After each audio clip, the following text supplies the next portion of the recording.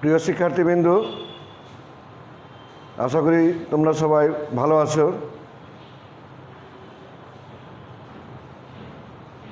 প্রথমেই আমি Rajshahi court academy online ক্লাসের পক্ষ থেকে সকল শিক্ষার্থীকে জানাই আন্তরিক শুভেচ্ছা, অভিনন্দন। যাই হোক, আজকে আমি নবম দশম শ্রেণীর ব্যবসা উদ্যোগের ক্লাস নিব। অধ্যায় ষষ্ঠ,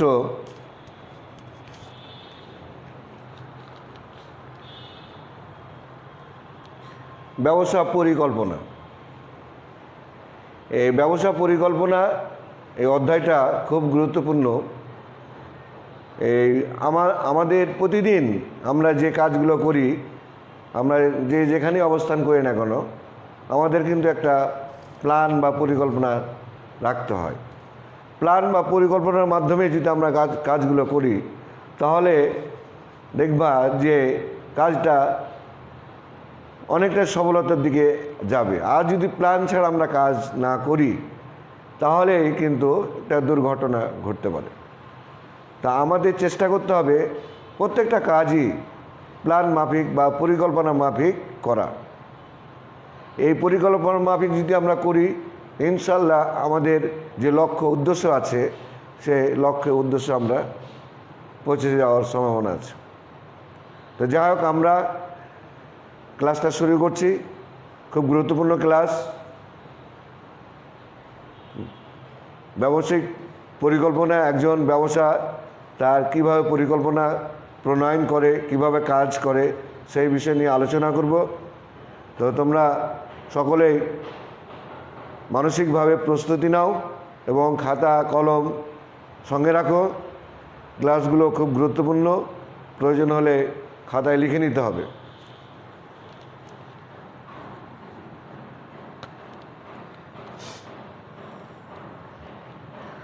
তো ব্যবসা পরিকল্পনা আজকের বিষয়।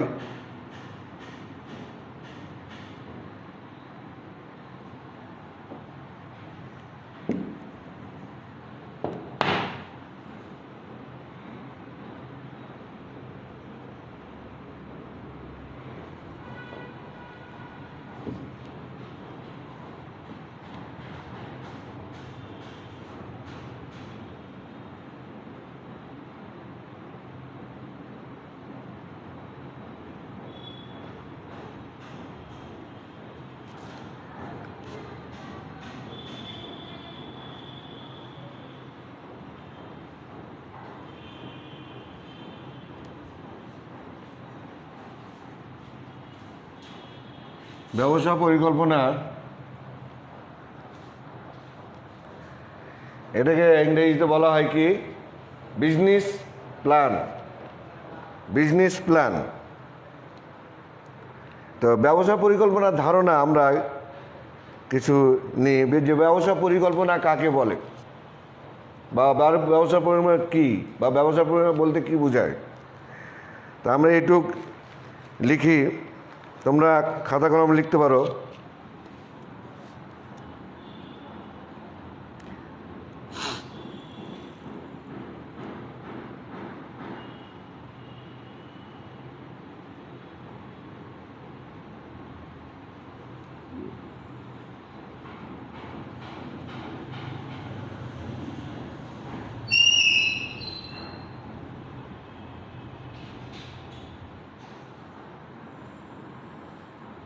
ব্যবসা পরিকল্পনা হলো ব্যবসায়ের ভবিষ্যৎ কার্যক্রমের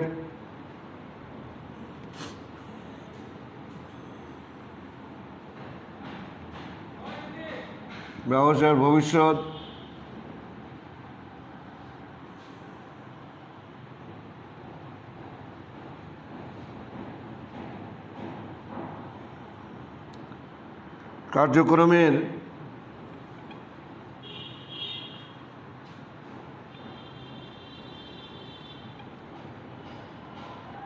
ক্রমের প্রতিচ্ছবি।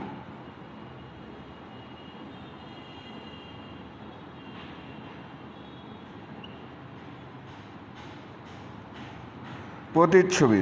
এটি একটি লিখিত দলিল।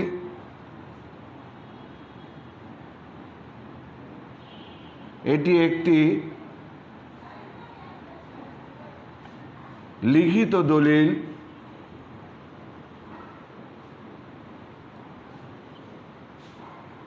লিখিত দলিল যার মধ্যে ব্যবসার লক্ষ্য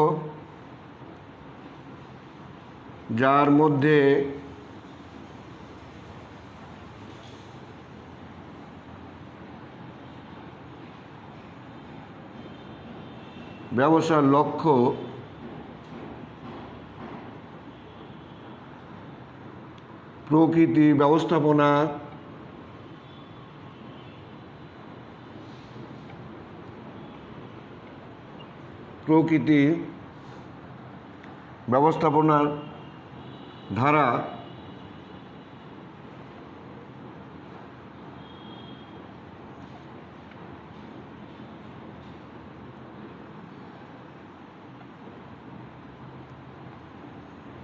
ব্যবস্থাপনার ধারা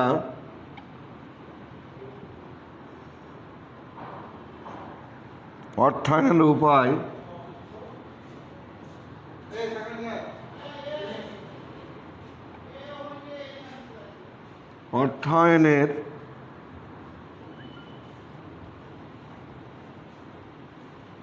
উপায়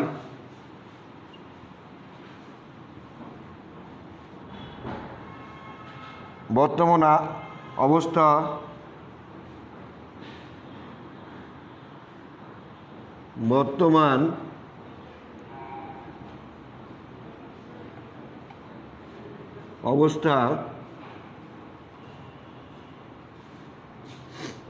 অবস্থা ও ভবিষ্যৎ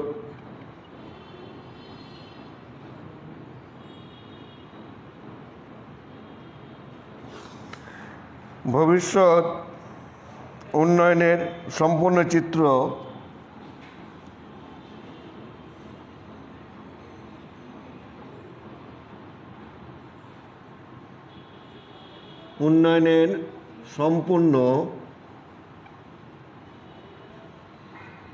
চিত্র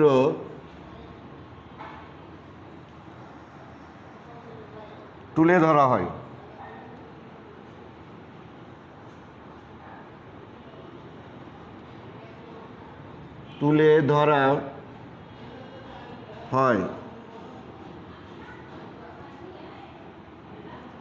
তাকে ব্যবসা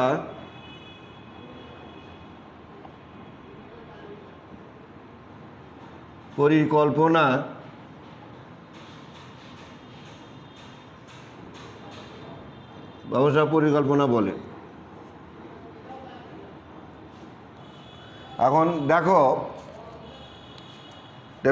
জিনিস লক্ষ্য করে দেখো যে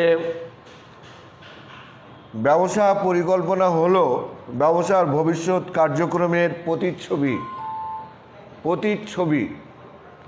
আমরা কি ওই যে আয়নাতে প্রতিচ্ছবি দেখি, আমাদের চেহারাটা কেমন, আমরা আয়নার মাধ্যমে তার প্রতিচ্ছবিটা দেখি আমার চেহারা, ঠিক তেমনিভাবে ব্যবসা পরিকল্পনা করলে তার প্রতিচ্ছবি দেখা যায়। এটি একটি লিখিত দলিল যার মধ্যে ব্যবসার লক্ষ্য, প্রকৃতি, ব্যবস্থাপনার ধারণা ও অর্থায়নের উপায় তাহলে এটি একটি লিখিত দলিল যার মধ্যে ব্যবসার লক্ষ্য, এটা লিখিত দলিল, অবশ্যই এটা লিখিত দলিল হবে, যার মধ্যে ব্যবসার লক্ষ্য, প্রকৃতি, ব্যবস্থাপনার ধারণা, অর্থায়নের উপায়, অর্থ কিভাবে আসবে, বর্তমান অবস্থা কেমন, ভবিষ্যৎ উন্নয়নের সম্পূর্ণ চিত্র তুলে ধরা হয়, তাকে ব্যবসা পরিকল্পনা বলা হয়। এই হচ্ছে অবস্থা ব্যবসা পরিকল্পনা।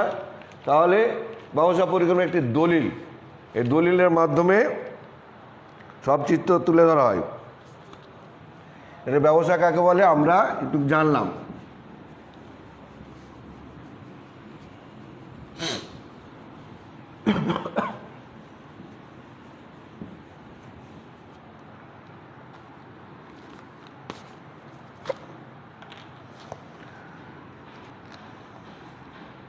ব্যবসা কোন দিকে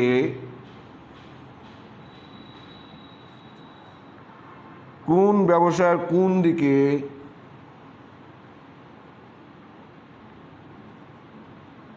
ব্যবসা কোন দিকে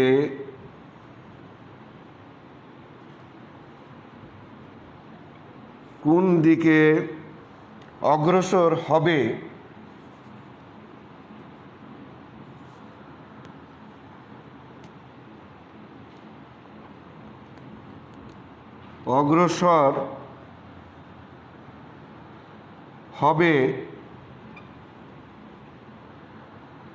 ও কিভাবে ব্যবসার সাফল্য অর্জন করা যাবে ও কিভাবে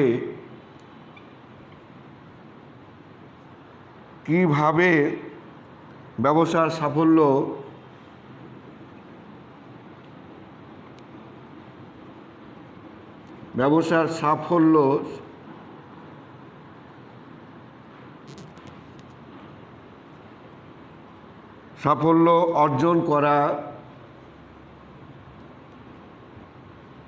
অর্জন করা যাবে তার সুনির্দিষ্ট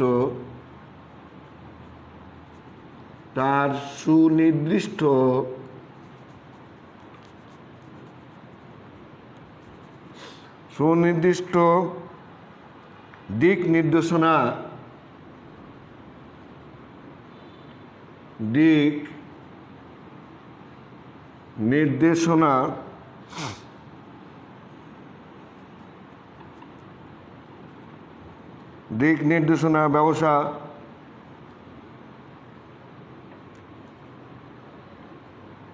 ব্যবসা পরিকল্পনার পাওয়া যায়। ব্যবসা পরিকল্পনায়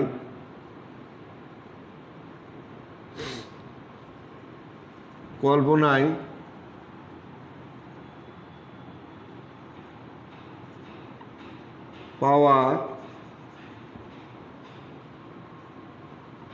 যায়। তাহলে কোন ব্যবসা কোন দিকে অগ্রসর হবে ও কিভাবে ব্যবসা সাফল্য অর্জন করা হবে তার সুনির্দিষ্ট দিক নির্দেশনা ব্যবসা পরিকল্পনায় পাওয়া যায়। তো ব্যবসার যে দলিল সেই পরিকল্পনার মধ্যে এই জিনিসগুলো আছে, মানে সম্পূর্ণ চিত্রটা তোমার বর্তমান ভবিষ্যৎ সব চিত্রটা তোমার এই দলিলের ভিতরে তুমি দেখতে পাবা। তোমার কোন বছরে কি পরিমাণ লাভ হবে সব কিছু তোমার এই দলিলের মধ্যে তুমি দেখা যাবে। যেমন ধরো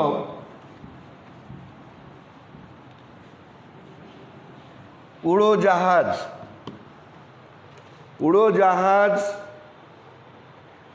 কিভাবে চলে, কে চালায়, কে দিক নির্দেশনা দেয়? এখন উড়োজাহাজের নির্দেশনা রাডার। এই যে রাডার যেদিকে পথ দেখাবে সেদিকে কিন্তু উড়োজাহাজ চলবে, এর বাইরে কিন্তু সে যেতে পারবে না। তো আমাদের এই ব্যবসা পরিকল্পনা যেমন দলিলে যা নির্দেশনা দেওয়া আছে সেই মোতাবেকই কিন্তু আমাদেরকে কাজ করতে হবে। যেমন ধরো একটা বহুতলা বিল্ডিং নির্মাতা প্রতিষ্ঠান নির্মাণ করছে, এই যে নির্মাণ হচ্ছে বিল্ডিংটা, এর কিন্তু একটা ম্যাপ আছে। এই ম্যাপ বা এই মানচিত্র, এই নকশার মধ্যে সমস্ত চিত্র তুলে ধরা হয়েছে বিল্ডিংয়ের। কতগুলো রুম হবে, রুমের সাইজ কত হবে, হ্যাঁ, কতগুলো কলম হবে, কলমে কি পরিমাণ রড লাগবে, প্রতিটা ফ্লোরে কি পরিমাণ ইট লাগবে, প্রত্যেকটা পার্ট বাই পার্ট তোমার এই নকশায় তুলে ধরা হয়েছে। তাহলে নকশাটা যদি আমি সামনে রাখি তাহলে বিল্ডিংয়ের চিত্রের প্রতিচ্ছবিটা আমার সামনে ভাসবে, এরকম একটি বিল্ডিং হবে। যেমন আমাদের ধরো যে কোর্ট একাডেমির 6 তলা একটা বিল্ডিং হচ্ছে, আমরা নকশাটা দেখছি, এই বিল্ডিংয়ের ডিজাইন, তার রুমের মাপ, তার মডেল, বাথরুম, ল্যাট্রিন কোথায় আছে সব আমরা নকশার মধ্যে পাচ্ছি, এই ডিজাইন। এটা একটা পরিকল্পনা দলিল। ঠিক তেমনিভাবে ব্যবসা পরিকল্পনার একটি দলিল থাকতে হবে। যেমন তুমি যদি কোথাও ভ্রমণ করতে যাও, তুমি কি এমনি রওনা করতে পারবা যে আমি এই চিটাগাং কক্সবাজার যাব ভ্রমণে? তাহলে তোমাকে কি করতে হবে? তুমি যদি সুষ্ঠুভাবে সুন্দরভাবে ভ্রমণটাকে সমাপ্ত করতে চাও তাহলে অবশ্যই তোমাকে একটা রোড ম্যাপ তৈরি করতে হবে। এই রোড ম্যাপ তোমাকে পথ দেখিয়ে দেবে, কখন কোন দিক দিয়ে যেতে হবে, কোন কোন পথ দিয়ে যেতে হবে, এই রোড ম্যাপই তোমাকে দিক নির্দেশনা দেবে। তো প্রত্যেকটা জিনিসেরই কিন্তু পরিকল্পনা থাকা দরকার। তুমি আজকে যেমন লেখাপড়া করছো, তোমারও কিন্তু একটা পরিকল্পনা থাকতে হবে। তুমি 24 ঘন্টায় কয় ঘন্টা পড়বা, কয় ঘন্টা ঘুমাবা, কয় ঘন্টা তুমি বিনোদন করবা, কয় ঘন্টা তুমি খেলাধুলা করবা, তোমারও কিন্তু একটা পরিকল্পনা থাকতে হবে। 1 বছরে তোমার 2টা পরীক্ষা, তোমার সাবজেক্টে যে 10টা, এই 10টা সাবজেক্ট প্রতিদিন কত মিনিট করে পড়বা, কোনটার গুরুত্ব বেশি, কোনটার গুরুত্ব কম, কোনটা বেশি পড়তে হবে, কোনটা কম পড়তে হবে, এটারও কিন্তু একটা মাস্টার প্ল্যান বা পরিকল্পনা থাকা দরকার। এই পরিকল্পনা যদি তোমার থাকে লিখিত আকারে, তাহলে অবশ্যই তুমি তোমার ফলাফল তুমি আগাম দেখতে পাবা যে আমার এই ধরনের ফলাফল হতে পারে। এটাও একটা দলিল, একটা পরিকল্পনা। তা যাই হোক, পরিকল্পনা খালি এটা তো পড়াচ্ছি, তোমার প্রত্যেকটা জিনিসই তোমাকে পরিকল্পনা মাফিক চলাফেরা করতে। আমরা কিন্তু অনেকে বলি যে আমরা প্ল্যান করি না, পরিকল্পনা করি না, আসলে বাস্তব তা না। আমরা প্ল্যান করেই সব কাজ করি।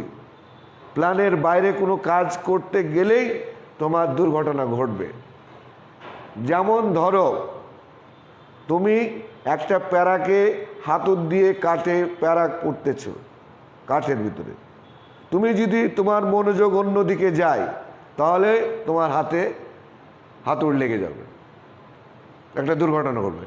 তাহলে মনোযোগ সহকারে যদি প্যারাকটা পুঁতো বাড়ি মারো তাহলে কিন্তু তোমার কোনো অসুবিধা নেই, তুমি সফলভাবে সেটা পুঁততে পারবে।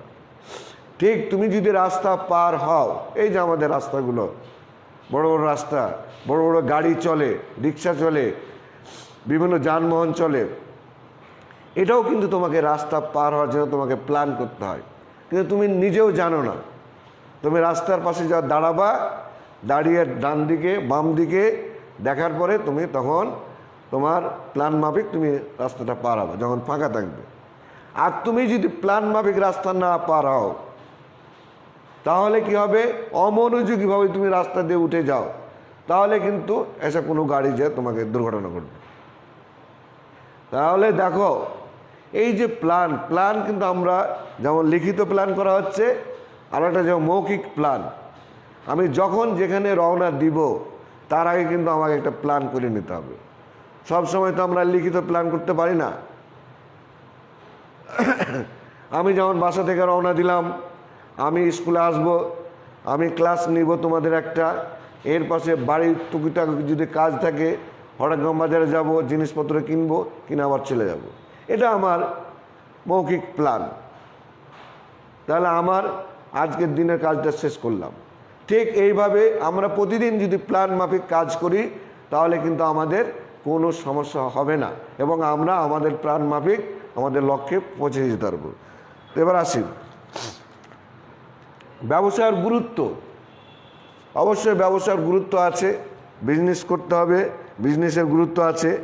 ব্যবসা শুরু করতে হলেই সুষ্ঠুভাবে পরিচালনা অভিষ্ট লক্ষ্য অর্জন করতে হলে ব্যবসা পরিকল্পনার গুরুত্ব অপরিসীম। ব্যবসা পরিকল্পনার প্রধান প্রধান গুরুত্বগুলো নিয়ে আজকে আমরা আলোচনা করব।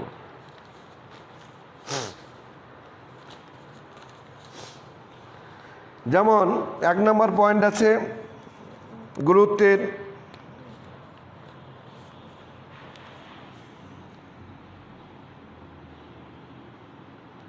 ব্যবসা পরিকল্পনার দিক নির্দেশনা।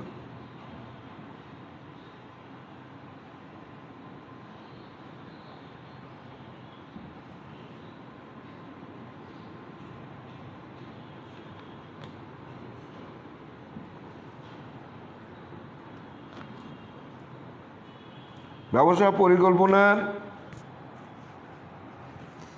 দিক নির্দেশনা। ব্যবসা পরিচালনার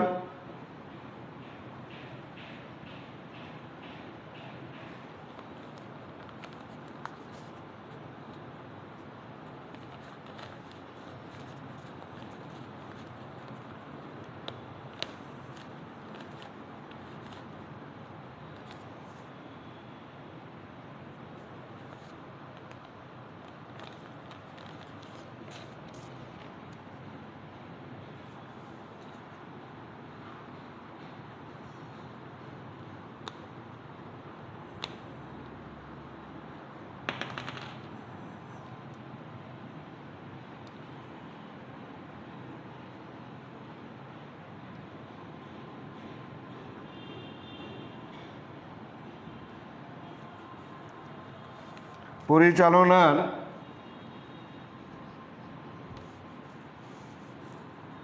দিক নির্দেশনা।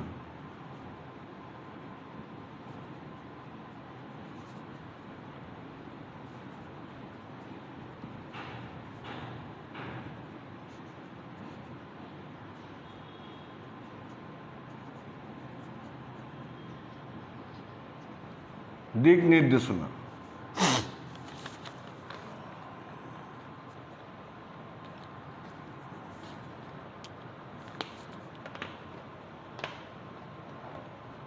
তো দেখো যে এখানে বলা হচ্ছে কি ব্যবসা পরিচালনার দিক নির্দেশনা।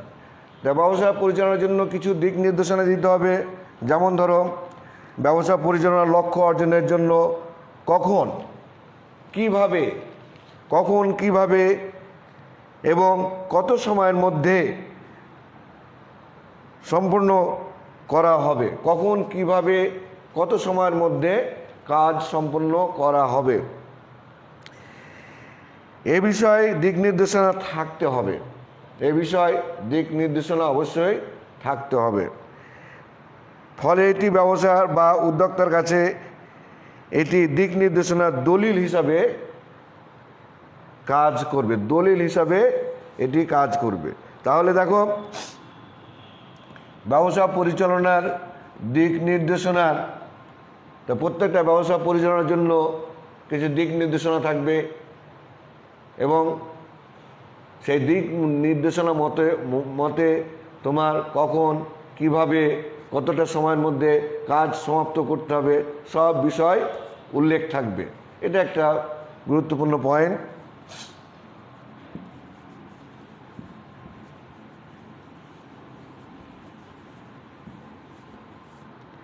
এরপরে 2 নম্বর পয়েন্ট মূলধন সংগ্রহ ও বিনিয়োগ।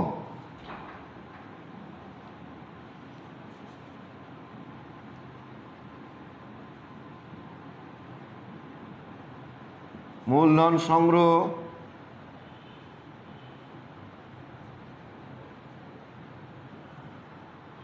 ও বিনিয়োগ।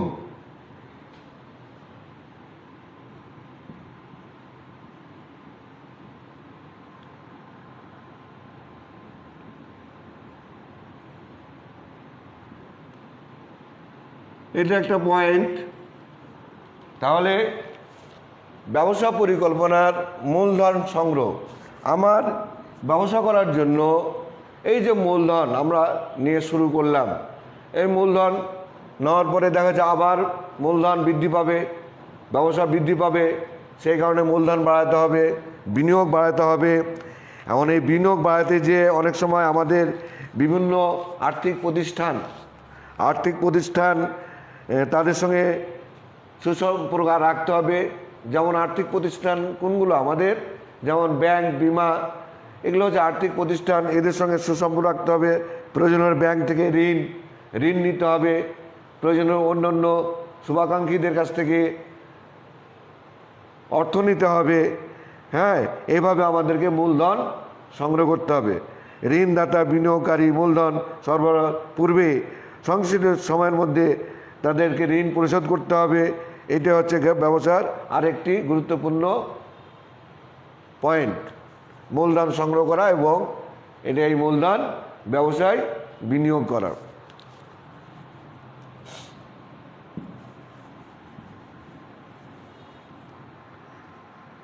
এবার 3 নম্বর পয়েন্ট হচ্ছে সরকারি সুযোগ সুবিধা সদ্ব্যবহার। সরকারি সুযোগ সুবিধা 3 নম্বর,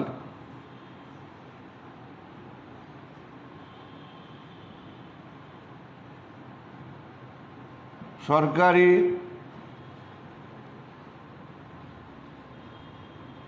সুযোগ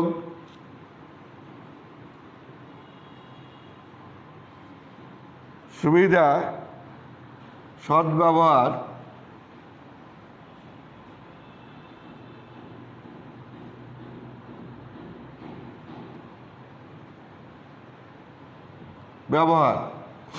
এটা একটা পয়েন্ট। তাহলে ক্ষুদ্র ও মাঝারি ব্যবসাগুলো সরকার নিকট থেকে অনেক সময় বিভিন্ন সুযোগ সুবিধা দিয়ে থাকে। ব্যবসার পরিকল্পনা ওই সকল সুযোগ সুবিধা পেতে সাহায্য করে। তাহলে যে সরকার বিভিন্ন সময় ব্যবসায়িকদেরকে এই সুযোগ সুবিধা দিয়ে থাকে। যেমন এখন একটা বিশ্ব মহামারী শুরু হয়েছে, করোনা এই দুর্যোগ। এই করোনার সময় বিভিন্ন ব্যবসা প্রতিষ্ঠান ক্ষতিগ্রস্ত হয়েছে। হ্যাঁ, ক্ষতিগ্রস্ত হওয়ার কারণে তাদের ব্যবসা করতে পারছে না, তাদের অর্থ তারা খেয়ে ফেলছে। হ্যাঁ, তখন তারা প্রত্যাশা করছে সরকারের কাছে যে তুমি আমাদের কিছু বিনা ইন্টারেস্টে কিছু মূলধন দাও, আমরা পুনরায় ব্যবসা শুরু করি। তো সরকারও কিন্তু অনেক টাকা ব্যবসায়ীদেরকে দিয়েছে। হ্যাঁ, সুযোগ সুবিধা ব্যবসা করার জন্য, পুনরায় তাদেরকে আবার উজ্জীবিত করার জন্য, ব্যবসায় দাঁড় করানোর জন্য দেওয়া হয়। এটা হচ্ছে সরকারের সুযোগ সুবিধার সদ্ব্যবহার ব্যবসার। এটা 3 নম্বর পয়েন্ট গেল।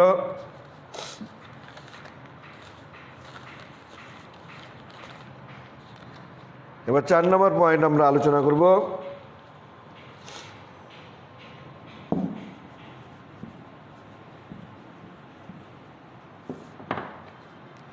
সিদ্ধান্ত গ্রহণের সহায়তা। 4 নম্বর, সিদ্ধান্ত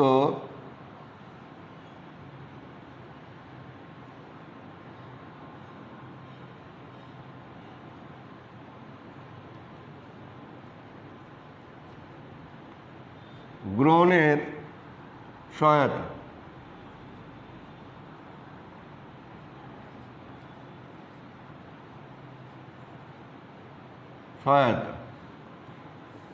এটা 4 নম্বর গুরুত্ব, যে ব্যবসার প্রতিযোগী সম্পর্কে ধারণা করা, আগামী দিনে ব্যবসার কোন দিকে সম্প্রসারিত করা উচিত এবং কোন ব্যবসাটি অধিকতর লাভজনক হবে এবং তা ভবিষ্যতে পণ্য উদ্ভাবন করা উচিত ইত্যাদি ক্ষেত্রে সিদ্ধান্ত নিতে ব্যবসা পরিকল্পনা সহায়তা করে। এই যে সিদ্ধান্তহীনতা, ব্যবসা তুমি যখন করছো তখন অবশ্যই তোমাকে ব্যবসার বিভিন্ন দিক সম্প্রসারণ করার জন্য তোমাকে লক্ষ্য রাখতে হবে এবং কোন ব্যবসাটি অধিক কত লাভজনক সেই দিকে তোমাকে মনোযোগী হতে হবে ব্যবসাকে আরও সম্প্রসারণ করার জন্য। এই করোনার সময় আমরা দেখেছো, এই করোনার সময় তোমরা দেখেছো যে নতুন নতুন ব্যবসা তৈরি হয়েছে। কি ব্যবসা? মাস্কের ব্যবস্থা। আজকাল দেখো অনেক মানুষ এই ফুটপাতে, রাস্তায়, দোকানে এবং মাইকিং করে মাস্ক বিক্রি করছে।